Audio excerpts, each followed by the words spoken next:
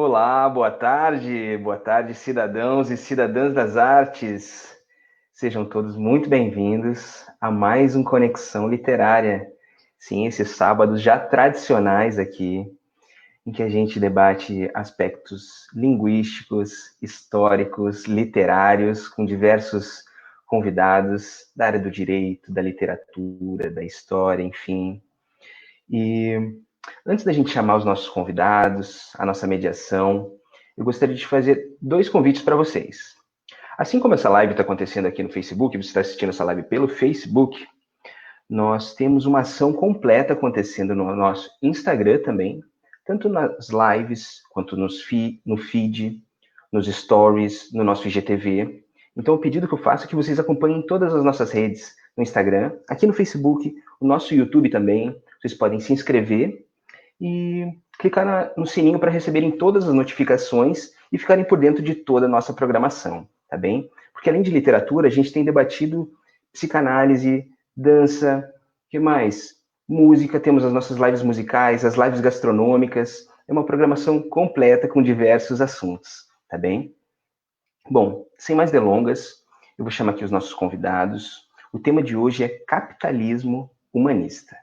A gente tem aqui já a nossa presença cativa, né, do Daniel Homem de Carvalho, ele que é um dos nossos curadores, advogado e professor de direito, o Diego Alves, que é o nosso diretor executivo, e hoje, né, especialmente, né, os nossos convidados, né, o Sérgio Pereira da Silva, que é o professor emérito da UCAM e membro da Academia Fides et Ratio, e Ricardo Sayeg, professor livre-docente da PUC São Paulo, titular da cadeira 32 da Academia Paulista de Direito, participando hoje da conversa. Lembrando sempre que a live é nossa, a live é viva, então participem, comentem, façam perguntas, tá bem? Fiquem à vontade, porque o espaço é nosso. Tenham todos uma ótima live. Olá, Gui, boa tarde. Boa tarde, boa live. Boa tarde a todos que nos assistem. Boa tarde, Daniel, curador deste programa. Boa tarde, professor Sérgio Pereira. E boa tarde, Ricardo Sayeg. Gui, muito obrigado por ter iniciado o nosso programa mais uma vez. Muito grato, viu?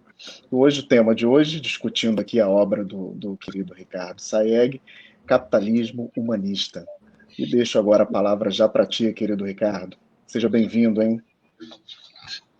Eu pensei que ia ser precedido pelos grandes, né? Porque é aquela coisa lá que o Newton falou, mais fácil e adiante no ombro de gigantes, né? E falando em gigante, eu queria cumprimentar, antes de tudo, acho que foi o maior presente que eu ganhei do Rio de Janeiro nos últimos tempos, foi a amizade do professor Sérgio Pereira, professor emérito, reitor emérito lá da Universidade Cândido Mendes, e eu acho que é um dos bastiões do patrimônio histórico-cultural da cidade. Aproveitando o ensejo, cumprimentar meu amigo pessoal, meu irmão, o professor Daniel Homem de Carvalho, é uma pessoa maravilhosa. A gente se conheceu na Europa, estudando juntos, amigos de carteira, um do lado do outro, num congresso, e pela identidade de pensamento, de olhar do mundo, a gente logo se aproximou com uma força que parecia que a gente se conhecia há muitos anos, né, Daniel? Verdade, é verdade. Impressionante, só nem a distância entre São Paulo e Rio de Janeiro, que também não é muita, mas a mercê da pandemia, nem o silêncio diminui o tamanho da nossa amizade. A gente se fala, tal, não sei o quê. Daniel é realmente um amigo, né? Até porque o Daniel é aqueles caras que, sabe, Diego, aqueles caras que falam assim, putz, vale a pena ser amigo dele, né? A gente sai... Não, ele é um grande amigo, Não é? Ele é diferente. É um grande amigo. Daniel enriquece a gente. Só de estar perto dele, você sabe que alguma coisa... Sua vida vai melhorar de alguma forma, né? De alguma maneira. Que bom que não é só comigo. É uma verdade isso. Que bom que não é só comigo. É isso. E eu espero estender essa amizade para você, Diego, diretor aqui dessa fundação, da Conexão. Muito legal, muito legal. Participar da vida cultural do Rio de Janeiro é participar da vida cultural do país, né? O Rio de Janeiro é o guardião da cultura nacional, não tem como. Acho que cada estado, cada comunidade tem um traço característico. E quando a gente fala de Rio de Janeiro, a gente fala de cultura. Né? E, assim, o professor Sérgio, ele é testemunha disso, do quanto eu valorizo o patrimônio histórico e cultural do Rio de Janeiro. E até para falar aí para os amigos assistindo aí e homenagear a prefeitura, que é quem promove isso, a Secretaria de Cultura, o secretário, contar para ele que a minha mãe é carioca. Minha mãe nasceu na Miguel Lemos, em Copacabana. Né? E o meu pai mineiro.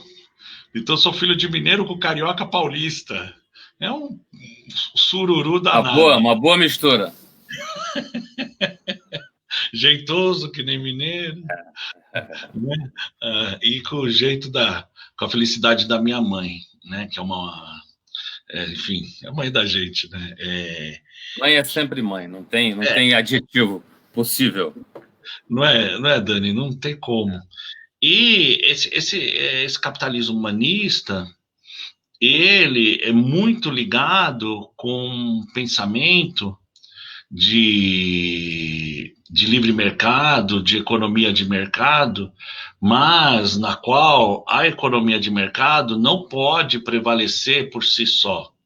Ela não pode ser exercida sem uma contrapartida. Porque na vida tudo tem contrapartida. Todos os caminhos da vida são de mão dupla. Esses caminhos de mão única não me parecem absolutamente em nada razoáveis. Eu tenho uma formação espiritual, uma preocupação espiritual mesmo. E a gente sabe que essa força do universo, né, que para mim é uma coisa absoluta, que é Deus, mesmo ele busca estabelecer conosco uma contrapartida. E por isso que não existe um determinismo e um absolutismo, e até mesmo a possibilidade de nós nos insurgirmos contra ele, por mais onipotente, onipresente que ele esteja. E se o Deus do mercado, se o Deus do capitalismo é o mercado também precisa ter essa contrapartida, como tem que ter essa conexão.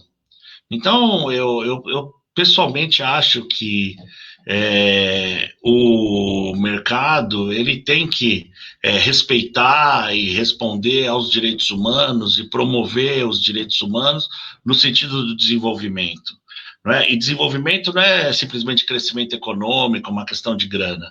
Desenvolvimento é a inclusão de todos, não é? É um mercado que favorece, um mercado que inclui, um mercado que busca a prosperidade, garantindo, de outro lado, a liberdade. Todos são individualmente responsáveis pelo seu sucesso, senhor do seu próprio destino, dono dos seus passos, são livres e capazes de chegar aonde eles quiserem e até o limite conforme o desejo de cada um. Mas isso não dá o direito a gente deixar as pessoas para trás, principalmente os vulneráveis, que não têm condição de superar determinadas barreiras, né, especialmente a da miséria. O capitalismo humanista é essa ideia. Eu estava na década de 90, na primeira metade, em Londres, e eu vi o Tony Blair com o Anthony Giddens falarem da terceira via, né, Dani, do reposicionamento da esquerda. Eu falei, mas se a esquerda pode se reposicionar para acabar com esse maniqueísmo, por que a direita não pode se reposicionar? Por que o capitalismo não pode se reposicionar?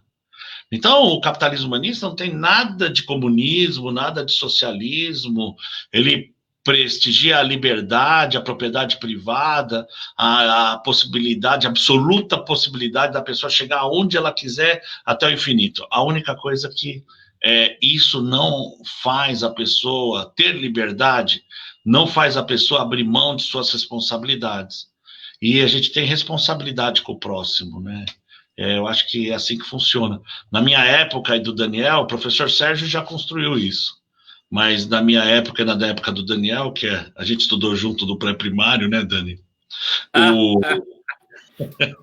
A gente de preto, a gente fica com cara de novinho, magrinho e tal. Né? A gente não nasceu nem cabelo ainda, estamos ainda sem cabelo. A gente que estudou junto. Mas naquela época, quando a gente se formava, a gente tinha esperança. O futuro, ele significava esperança.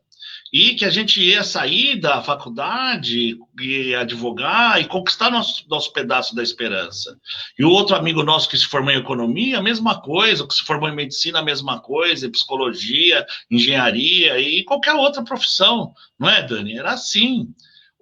Só dependia da gente, a gente não precisava nem olhar para o lado, porque a gente estava num caminho, numa trilha de prosperidade, a gente sabia que tinha uma trilha pavimentada. Hoje, o jovem, né, Dieguinho, ele se forma, e ele se forma com medo, porque o futuro não é esperança, o futuro é ameaça.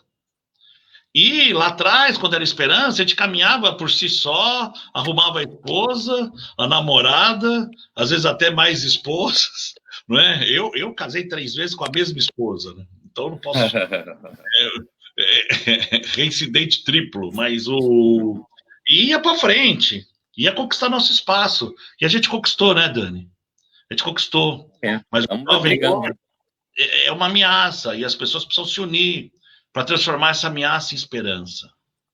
E a única solução para isso é um capitalismo que não é um capitalismo excludente, há um capitalismo irresponsável, onde as pessoas agem de acordo com os interesses dela, sem levar em consideração o interesse da outra, buscando a melhor solução, sem buscar a melhor solução possível. Esse é o X da questão.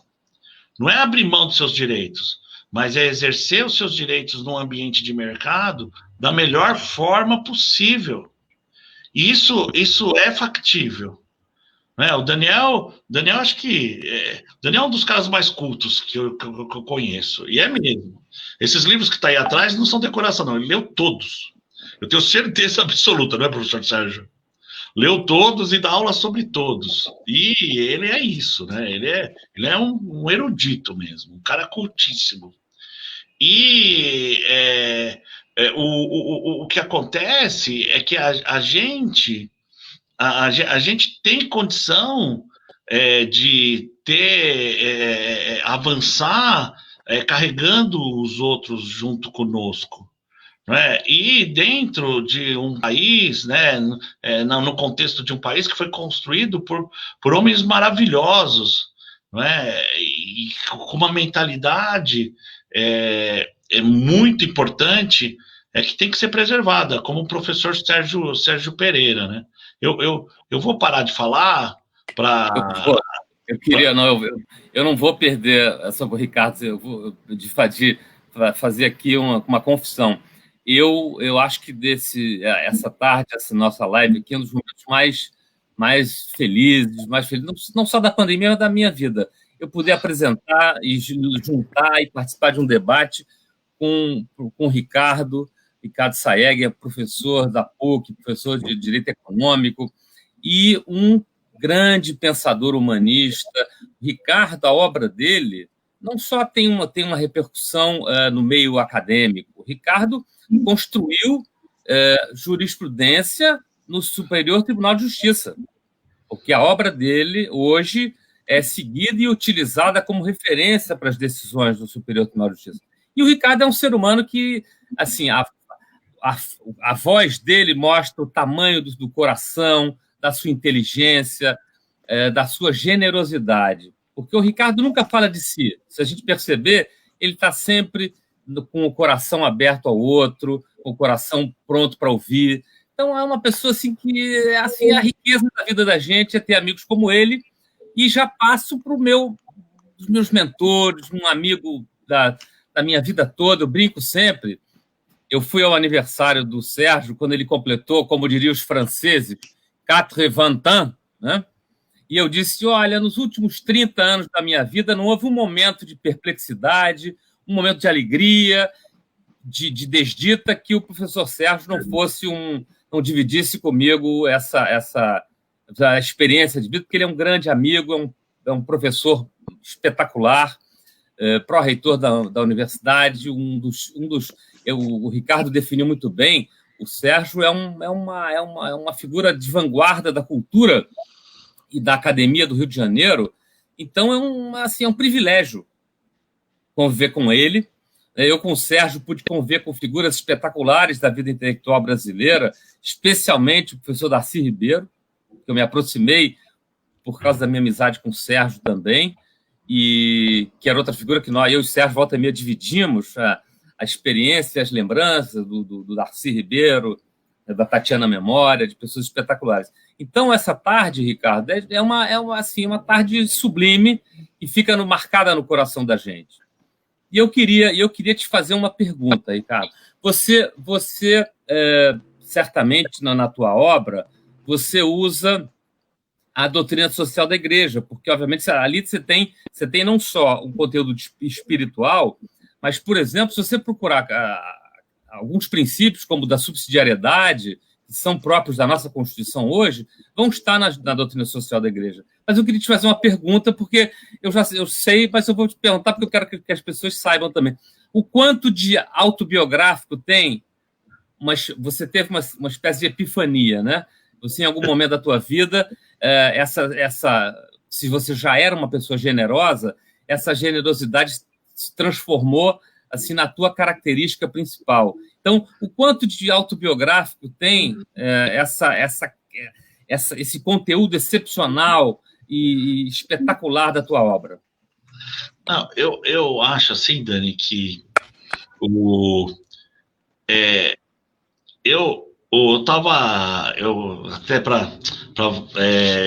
tinha até me perdido pelo brilho do professor Sérgio, né? Mas eu queria falar do patrimônio histórico e cultural que ele representa.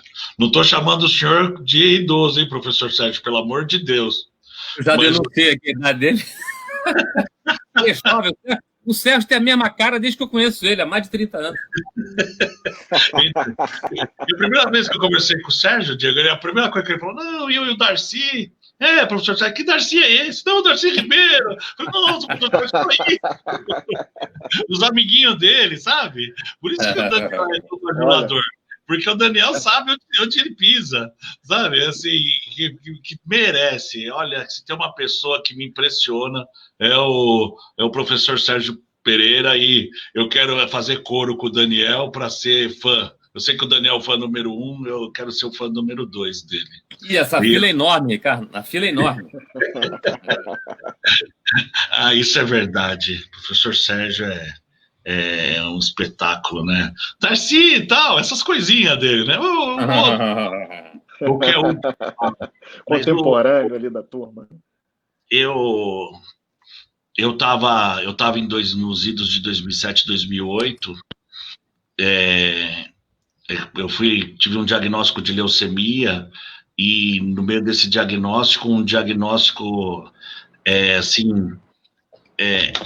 sentencial mesmo, mandamental, de que eu tinha 30 dias.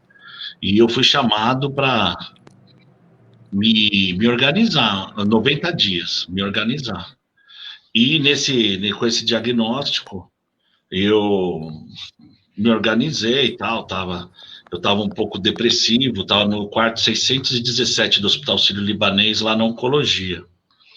E eu estava passando um dilema, ficar próximo dos meus filhos ou não. A princípio, eu queria evitar deles participarem disso para poupá-los, porque eram crianças. Mas não dava, porque eram os meus últimos 90 dias, então eu queria ficar com eles, né? E eu pedi para chamá-los.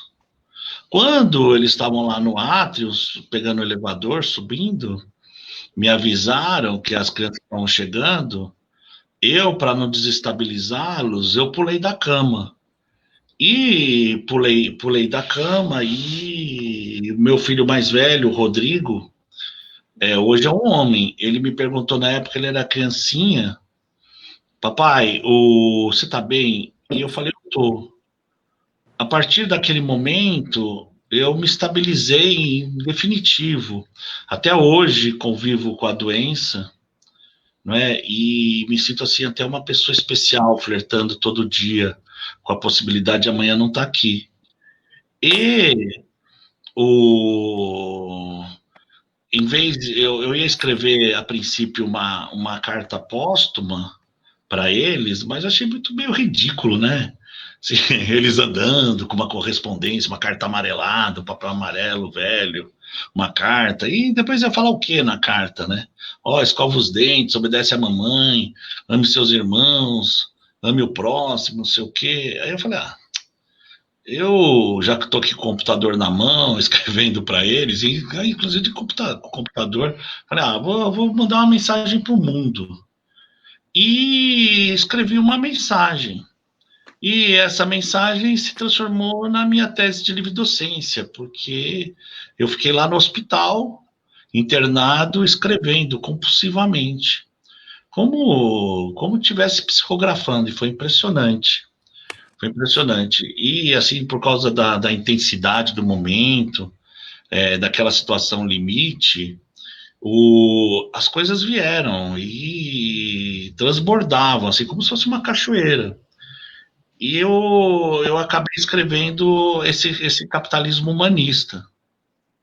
Quando chegou o 90º dia, né, o dia 90, eu não faleci, eu falei, né? Aí chegou o 91, o 91º, eu falei,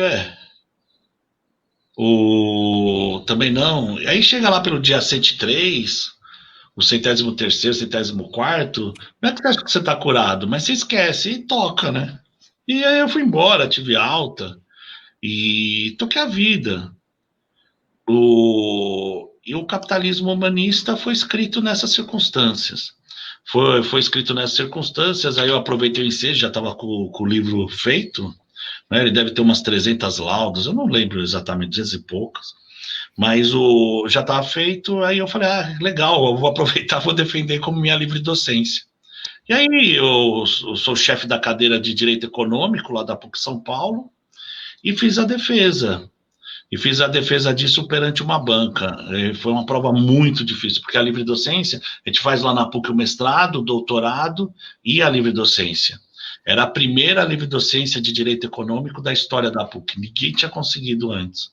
E, assim, ancorado, pavimentado no capitalismo humanista, eu acabei conseguindo e sendo aprovado. A prova é danada, é uma prova assim que demora uns 5 dias, você sorteia um ponto de qualquer tema, da área, é um inferno, eles estão lá para te derrubar. E graças a Deus, a leucemia não conseguiu, né? Nem eles. E aí, no final das contas, eu defendi, foi aprovada, e eu publiquei o Capitalismo Humanista, e hoje, as pessoas me perguntam assim, apertada síntese, o que seria esse capitalismo humanista? Eu falo, esse troço aí, na verdade, é a dimensão econômica da sociedade fraterna. Porque independente de ser jurídico ou não, a gente está falando aqui em artes, o Constituinte ele foi muito poético, mas além de ser poético, ele foi muito efetivo. Ele falou com uma poesia, né, com uma beleza no tocante às palavras, e estabeleceu uma missão maravilhosa, sagrada, lá no preâmbulo da Constituição, da gente edificar uma sociedade fraterna. E mais adiante, quando ele fala num determinado artigo, eu não vou falar de artigo constitucional na conexão literária, né, Dani? Mas quando eles falam de um determinado artigo lá, artigo dos objetivos fundamentais da República, ele fala, nosso objetivo é construir uma sociedade livre, justa, solidária. Que coisa mais sociedade fraterna do que isso? O nosso objetivo é ter uma sociedade desenvolvida nacionalmente. Aí é lindo demais, né? Aí o nosso objetivo é erradicar a pobreza e a marginalização e reduzir as desigualdades. Isso é lindo, né? E, por fim, o nosso objetivo é promover o bem de todos, sem preconceito nem discriminação, que é mais bonito ainda. Então, o contribuinte, dentro da poesia dele, ele estabeleceu uma missão que, infelizmente, os insensíveis não têm essa capacidade de perceber. Mas o Brasil, cada dia que passa, evolui mais, tem tido um movimento muito forte, baseado nas pessoas de bem. Eu acho que o Daniel, por exemplo, ele encarna esse movimento, que é uma pessoa super bem-sucedida, mas ele nunca deixa de ser comprometido com a sociedade, com o próximo, com as artes. O professor Sérgio, então, é um monumento quando se trata desse assunto. Enfim, eu tenho muita esperança do nosso país ser o farol da humanidade, porque, mais do que qualquer nação no mundo, a gente tem uma missão constitucional que ninguém tem, de ser a sociedade da fraternidade. Então, e nada aproxima mais uma sociedade de Deus do que a fraternidade. Não importa qual seja a sua religião. O que importa é que essa força cósmica que existe, ela une todo o universo, faz de todos nós um só, existe uma fraternidade universal, e a única sociedade organizada como nação que admite isso no preâmbulo da sua Constituição é a brasileira. Por isso que o brasileiro é realmente muito especial. A gente vai superar tudo, né? Superar essas bandalheiras, como que acontecem, que são a obra do inimigo, né? O inimigo vem para matar, destruir e roubar. Então ele quer atrapalhar a nossa sociedade fraterna, não vai atrapalhar. Ricardo, o Papa Bento, ele tem uma obra, ele é, para mim, um dos maiores intelectuais do nosso tempo, né? O cardeal Ratzinger. E ele, na sua obra, ele fala muito, eu e o Diego conversamos muito sobre isso, que o Diego estudou para padre do seminário, é um jovem de muita cultura também, nós conversamos muito sobre isso. E o Papa Bento alerta muito para a proximidade do mal, de que o homem acorda e a luta da nossa vida é a luta contra o mal, é nos afastarmos do mal, né? Tá na oração, uma das grandes orações da igreja, né? Então, o mal nos espreita, e a luta, o esforço dos homens de boa vontade e que olham em volta, como você, com esse teu coração que é generoso, que transborda para as redes, né? A gente está conversando com o Ricardo, as pessoas que estão nos assistindo estão vendo quem é o Ricardo. Ele está aqui, ele é um homem transparente, né? Eu acho que a nossa grande luta, Ricardo, é todo dia nos ajoelharmos perante o poder maior que nós não controlamos e percebemos a nossa pequenez e, portanto, lutarmos com unhas e dentes, com todo o nosso esforço para nos afastarmos do mal e para estarmos próximos a esse ideal que você tanto prega tão bem, de forma tão brilhante, né? Eu acho que essa é a função. E aí eu queria destacar, falando isso, que no fundo é um pensamento que me vem aqui, enfim, em função da tua generosidade de alma, é dizer que também a gente também, quando pensa no coletivo, a gente tem que pensar o seguinte: existem almas como você, ou seja, o indivíduo ele também não pode ser anulado, ele tem que ser o protagonista, porque o indivíduo faz a diferença, não é? Quando você é capaz no meio de tanta gente que se resigna com o mal, e no teu caso o mal, inclusive involuntário, né, que você foi acometido e que superou de forma tão espiritualmente grandiosa, mas o indivíduo ele tem essa função também. Cada um de nós nos foi dado o livre-arbítrio, nos foi dado uma inteligência singular, para também nos levantarmos contra isso tudo que a gente vê em volta e, portanto, darmos a nossa contribuição, estendermos a nossa mão, olharmos o outro, com um olhar de cada um, um olhar pessoal, né? Fala, Diguinho. Daniel, uma pessoa que a gente também devia ter chamado para esse debate, aqui me veio muito a cabeça com essa fala do Ricardo, é o Dom Roberto, que acho que ficaria muito Dom Roberto é bispo de Campos, Saeg, né? Ricardo, Dom Roberto é bispo de Campos, dos Goitacazes, no norte do Rio. Um intelectual, ele é uruguaio, mas foi bispo de Porto Alegre, e lá ele chefiou o grupo da igreja ligado às empresas. E ele tem muito esse espírito também. Realmente ele é uma figura espetacular. Dom Roberto é um grande amigo E uma figura assim, nós vamos marcar, nós vamos ter a oportunidade de marcar, porque ele realmente é uma alegria. Mas eu tô. Oi, Dieguinho, eu acho que assim, né, tem aquela encíclica Deus Caristas Est, que o Bento XVI escreveu, né? E eu penso muito parecido com aquilo, mas muito, muito. Para falar a verdade, eu penso exatamente conforme aquilo, que o amor ao próximo se confunde com o amor a Deus. E, assim, dentro da minha pequenez, da minha insignificância, como eu não consigo alcançar Deus, eu tento, né? Converso, né? Faço minhas orações, mas se eu amar o meu próximo e fizer pelo meu próximo, eu me sinto perto de Deus. E isso realmente dá uma alegria, né? E a vida fica poética. Olha, eu vivi uma situação limite, como eu contei para vocês, que eu trocaria com qualquer um. Eu tinha 4 crianças, eu precisava viver para acompanhá-los e dar aquele suporte que eles necessitavam. Não tinha como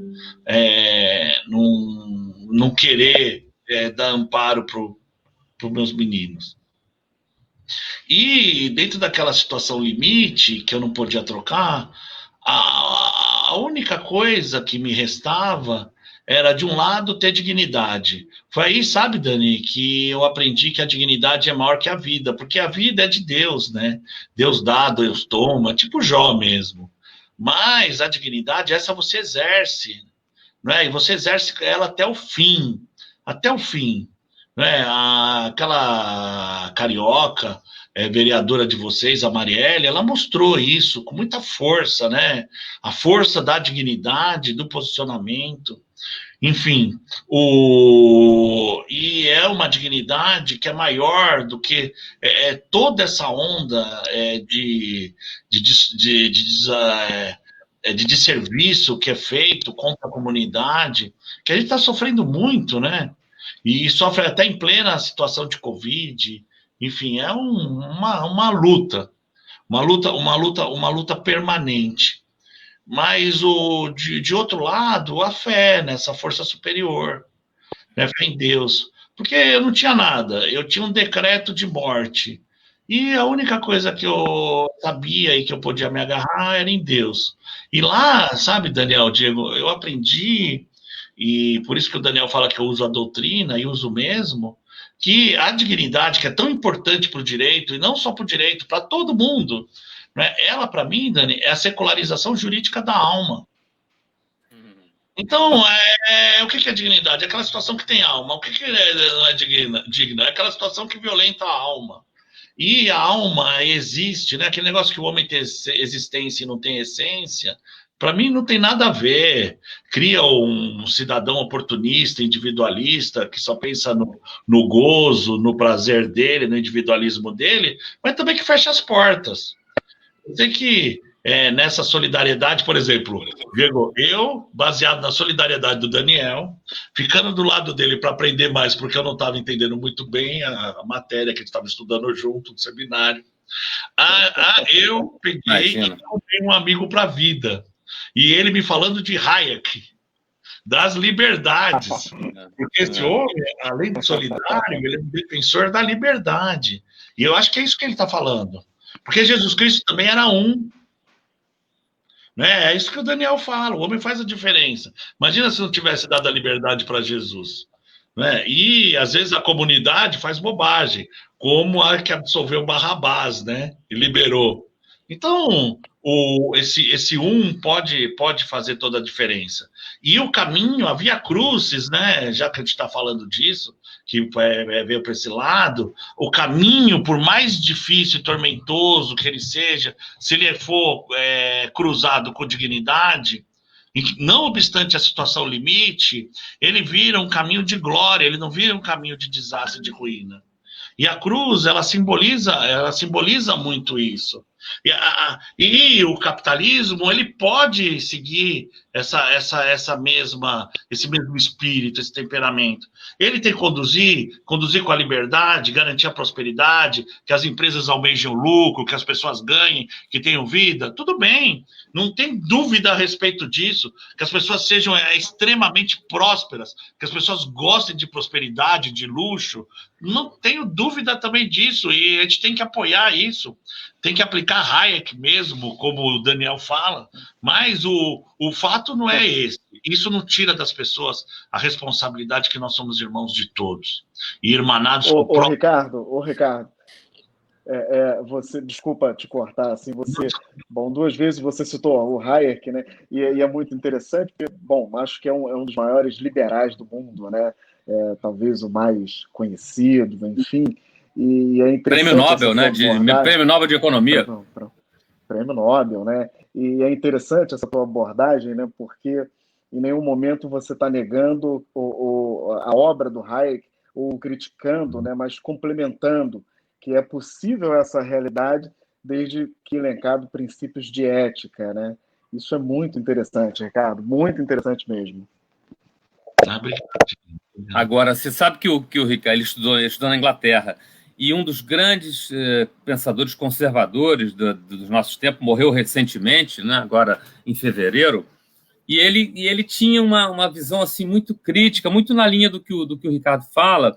Ele, com toda a grandeza do pensamento do trabalho político da Margaret Thatcher com a Inglaterra pré-Margaret Thatcher era um país decadente. Hoje pós-Thatcher, ele virou voltou a ser dos grandes do mundo, né? Mas o Roger Scruton, que é esse pensador conservador que eu me referia, ele foi um crítico, porque muitas vezes o liberalismo puro, só na matriz econômica, e acho que é um pouco a crítica que encontra com a posição do Ricardo, ele esquece certos valores espirituais que são da tradição, como do Ricardo, que é uma imagem né, que ele usou no início, que é a imagem do Burke, né, sob ombros de gigantes, que nós nos posicionamos. O conservadorismo ele não é reacionário, ele é progressista. Por quê? Porque ele quer o futuro lastreado nas conquistas do passado, sem renegar o passado. Nós devemos à nossa próxima geração, né, nós somos fiéis depositários do passado que nos foi legado pelos nossos pais, pelos nossos avós, para que os nossos filhos sejam testemunha pelos nossos olhos, né? E muitas vezes esse mercado, a ideia do mercado absolutamente selvagem, ele procura passar por cima do que é uma tradição, religião, moral, família, questões que são caras ao pensamento conservador também, e que, assim, quando o Ricardo fala, duas coisas que me vieram à mente, né? Obviamente que eu já tinha, nós passamos acho que um dia conversando, eu e o Ricardo, só interrompendo porque a gente tinha que dormir. Mas se pudesse, ficaríamos ali dias e dias conversando lá em Portugal, né? E duas coisas me vêm à mente. Uma é essa questão, veio o Scruton, a obra do Scruton. E a outra, uma obra interessante, Ricardo, do Mandeville, que é a Fábula das Abelhas, né? Que o subtítulo é Vícios Privados, Virtudes Públicas, em que, de uma certa forma, um elogio ao mercado, de que cada um lutando por crescer, por se realizar, ele é capaz de produzir em sua volta uma certa riqueza e um certo bem-estar, né? Então, no que você cresce em torno de você é capaz de produzir. E assim, se você multiplicar e permitir que as almas livres produzam, cresçam dentro desse espírito, né? de uma tradição, você espalha o bem-estar espiritual e econômico também. Dani, eu acho que é exatamente isso. Você não deixa de ter... acho que é o Dworkin que fala isso, mas ele fala princípio da especial responsabilidade, ele batiza com esse nome, né? E o outro da igual prioridade. No seu crescimento espiritual, no seu engrandecimento pessoal, você não deixa de ser especialmente responsável pela sua trajetória. E só você é responsável por ela. E na medida que você faz de uma forma eticamente considerada, não é, comprometida, você faz bem para o todo, porque cada um fazendo a sua parte, no final das contas, existe uma coletividade, uma máquina funcionando em prol do coletivo. E as coisas funcionam. Mas o X que me parece, que o Dieguinho bem colocou, a gente não pode quebrar com isso o coletivo, porque ela funciona, essa individualidade, na medida em que faz bem para o coletivo, não quando prejudica a coletividade. Eu acho que esse é o ponto. O exercício abusivo é justamente na hora que ele se desprende de uma ação em prol da coletividade individual e passa a uma ação que prejudica, né, que perturba a coletividade. Lá na universidade agora, eu tenho me divertido muito, porque eu pensei até que não ia passar quando eu propus a cadeira. Eu cheguei e falei, eu vou propor a cadeira de direito quântico. Aí todo mundo, direito quântico? Direito quântico, não acredito. Capitalismo humanista ninguém entendia, direito quântico então, esquece, né? Ninguém vai entender nada. Nada que significa esse troço. Não, direito quântico é legal, tal. E aí eu fiz a propositura, me inscrevi no núcleo de filosofia. O Ricardo endoidou, foi para o núcleo de filosofia, se falar de direito quântico. E eu, não, que eu quero, não sei o quê. E aí eu fui conversando com os meus pares lá na Universidade da PUC, e foi sendo aprovado de instância em instância. Né? Acho que até por dó, né? Ou curiosidade. Vamos ver o que o Ricardo está falando desse troço, esse direito quântico. Mas, na verdade, o que eu acho é que a propriedade privada, ou seja, a liberdade exterior do homem e a função social da propriedade são exatamente a mesmíssima coisa. São duas faces da mesma moeda, dois elementos consubstanciais que compõem uma única singularidade quântica, e a perturbação de cada um deles é a perturbação da própria liberdade.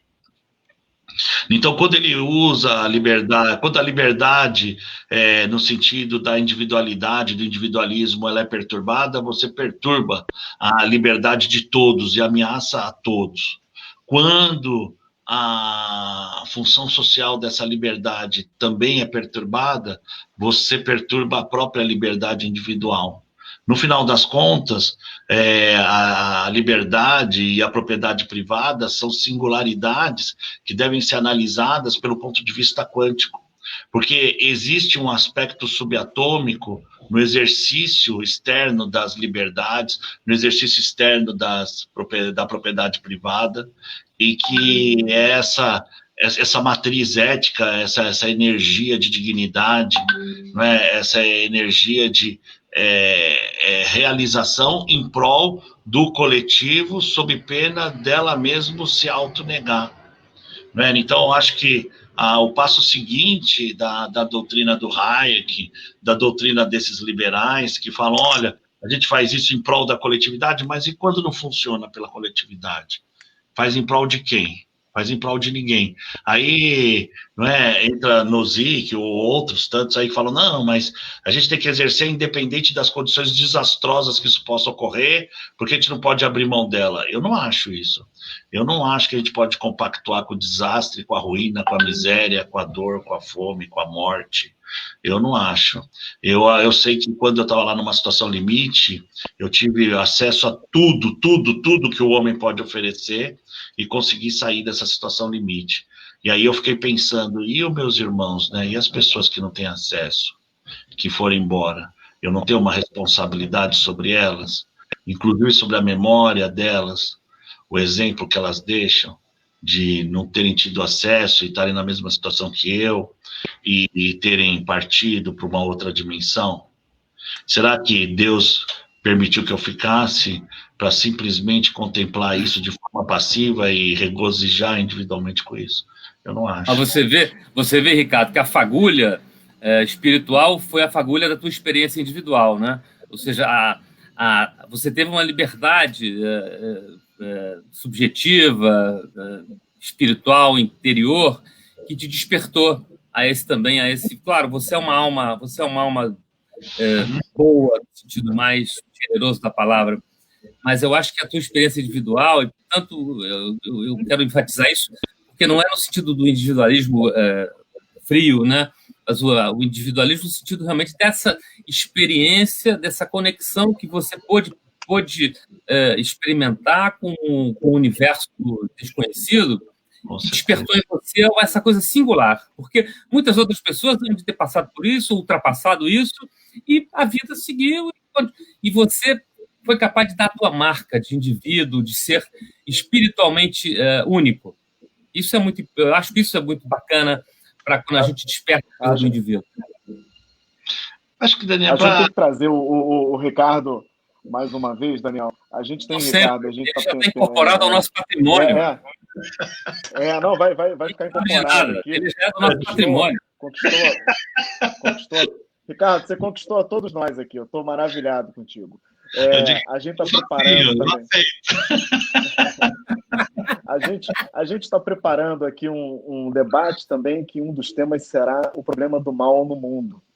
E eu acho que você deve fazer parte desse debate quando a gente estiver aqui com os demais convidados já listados, né, Daniel?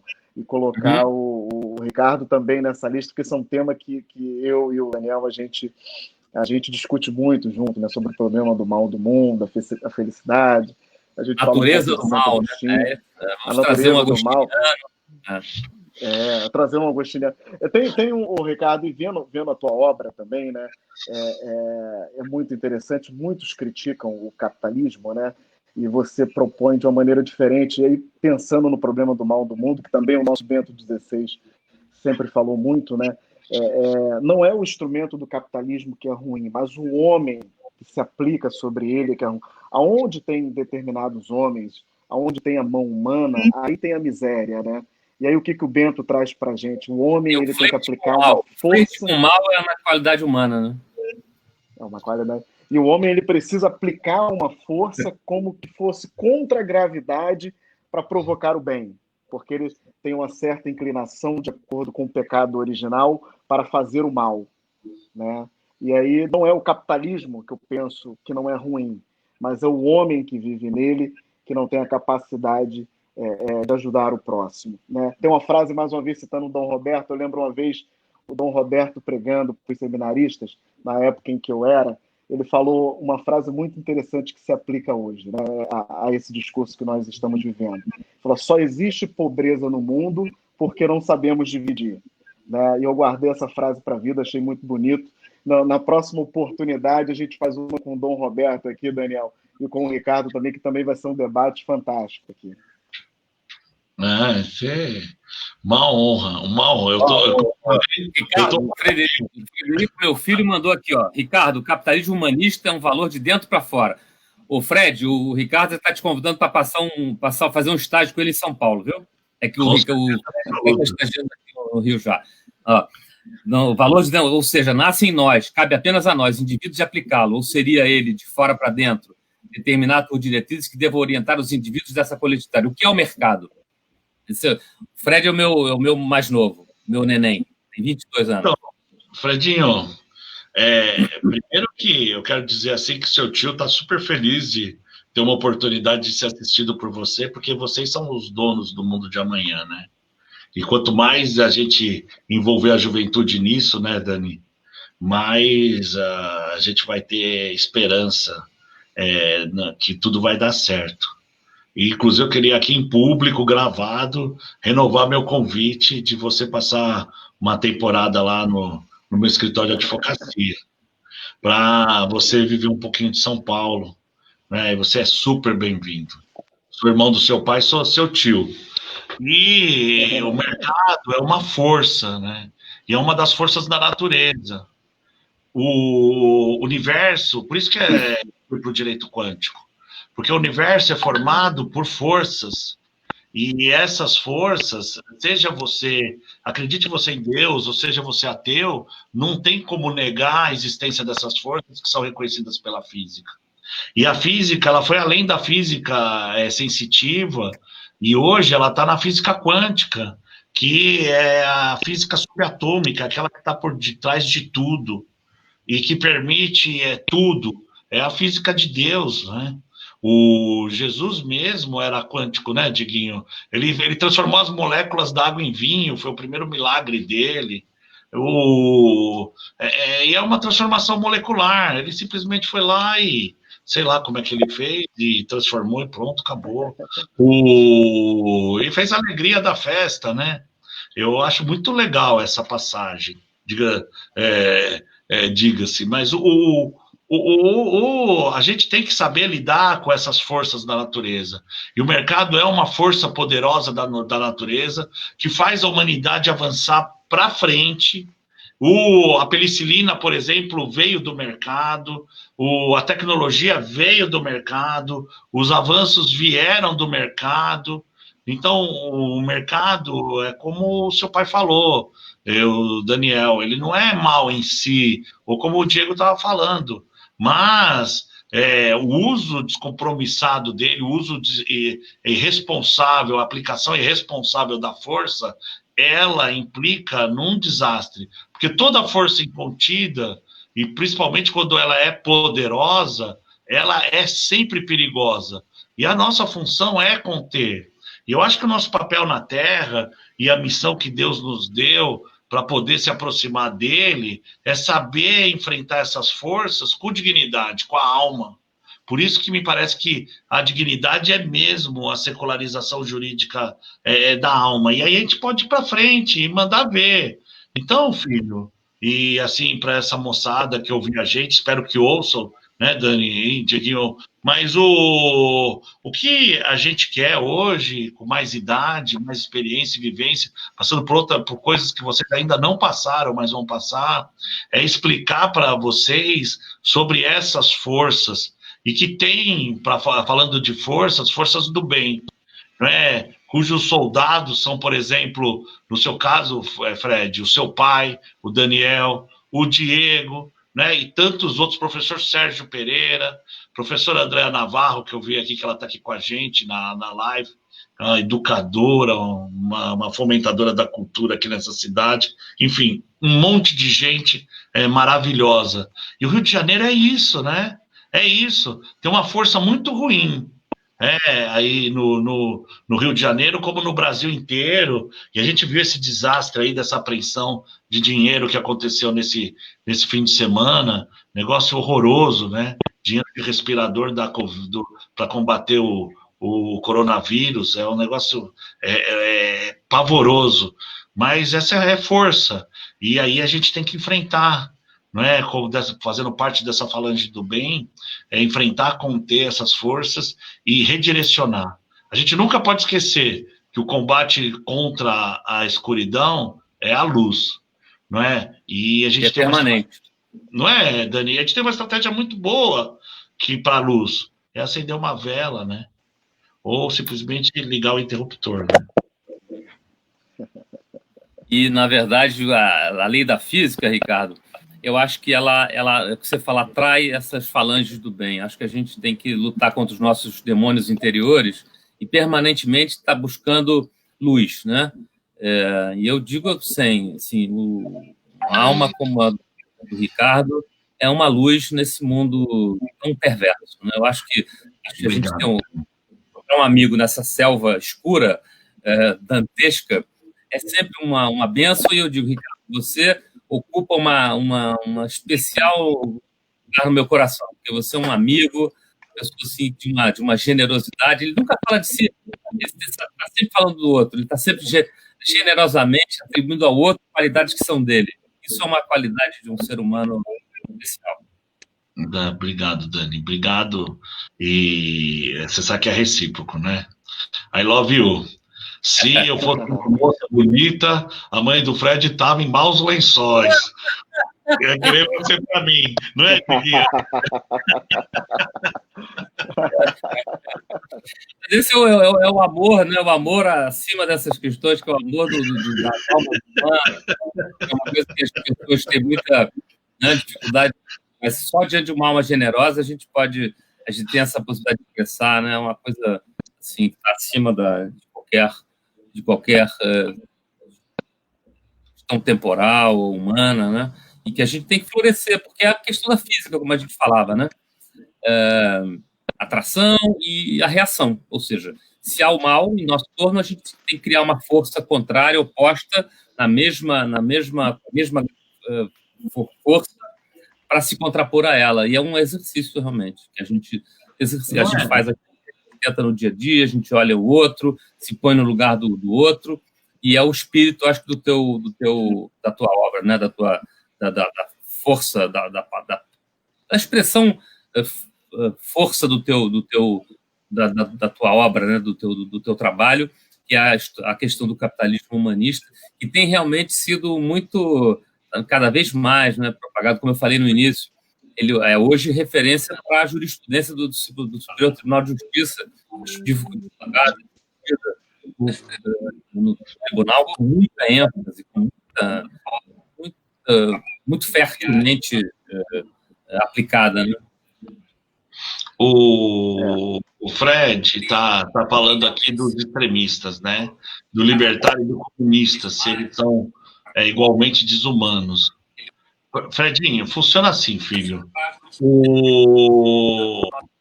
Toda força incontida, ela é perigosa. E esses movimentos de força radical, eles equivalem a uma força incontida. Então, ele fica perigoso, porque o fogo, ele te aquece ou ele te consome. Então, a pessoa incontida, ela é sempre uma pessoa perigosa, porque ela pode consumir, ela é instável. A estabilidade faz parte da paz, né? É até uma expressão de paz, não é, Dani? Hein, Diego? Vocês não acham? Sim. Eu acho que o nego vir com o radicalismo é um incontido, né? É um incontido. E é um trabalho do dia a dia, né, Diego? É um trabalho de transpiração. É um esforço. Meus queridos, estamos aqui chegando aos últimos minutos. Passou muito rápido, né? Quando é bom, assim, passa rápido demais, Ricardo. A gente nem percebe. Estamos nos nossos minutos finais aqui. Vamos para as nossas considerações finais. Eu queria ouvir aqui um pouquinho aqui o nosso professor Sérgio Pereira. Lamentavelmente, então nós vamos ficar nos devendo uma outra reunião, hein, Ricardo? Porque o professor Sérgio... Deu WO, isso não pode, né? Isso não pode, né? Nosso professor Sérgio Pereira, a gente queria ouvir um pouquinho o senhor nesses minutos finais aqui. Olá, o senhor nos ouve?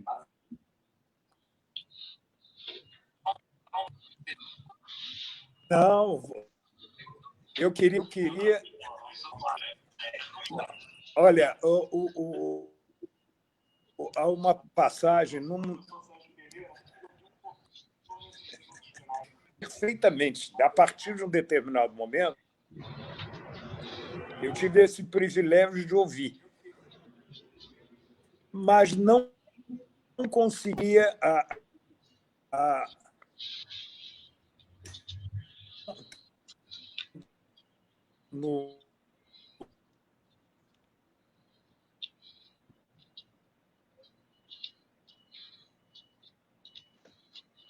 Acho que caiu de novo.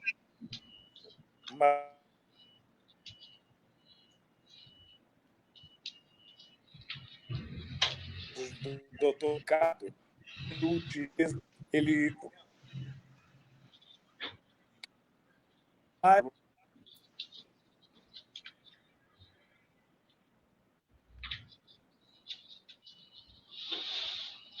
Olha, bom, definitivamente a gente precisa repetir para que o nosso professor Sérgio Pereira a gente tenha a chance de ouvi-lo, né, é um grande homem, né?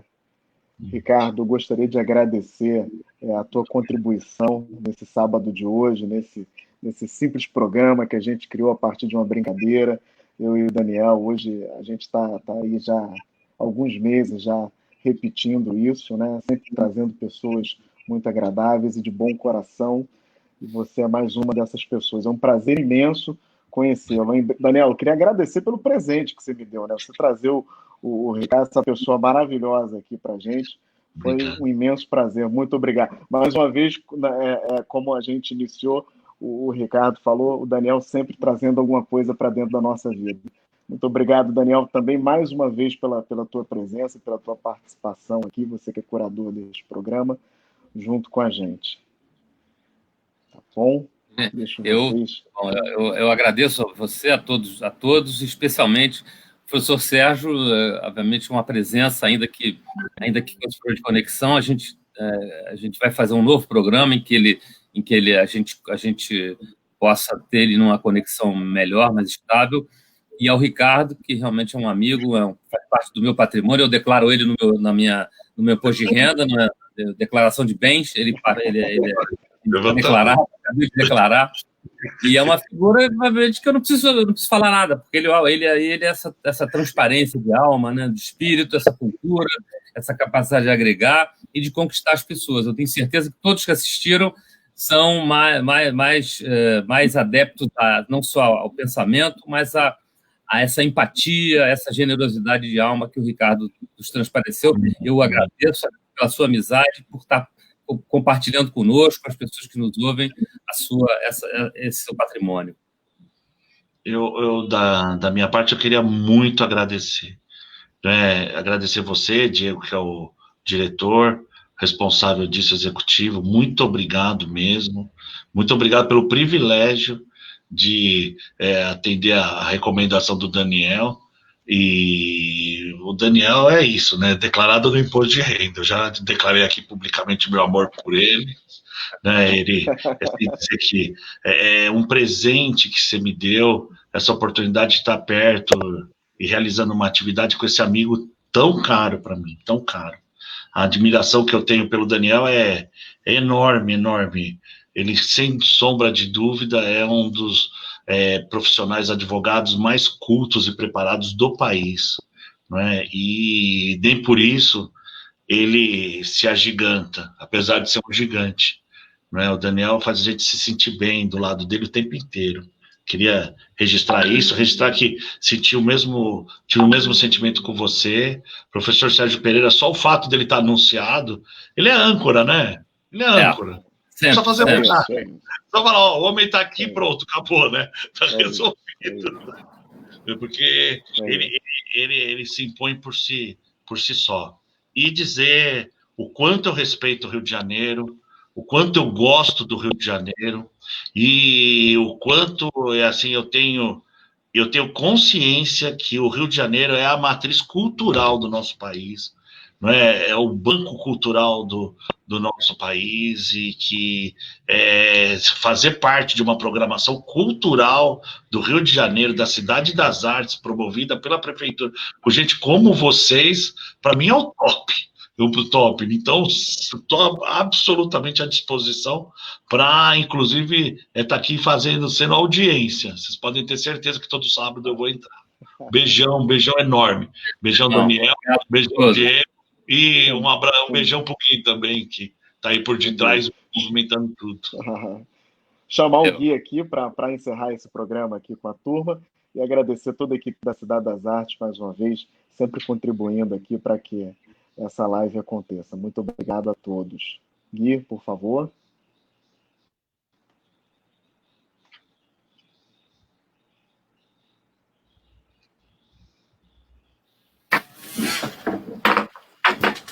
Tá desligado, Gui. Tá desligado.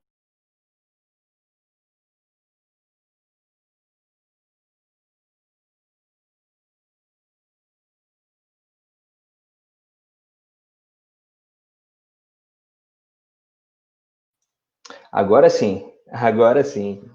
Eu tenho uma sugestão para fazer, depois desse programa fabuloso, com muitas ideias, muitas reflexões, né, um ponto de partida para que a gente continue pesquisando e aprendendo ainda mais.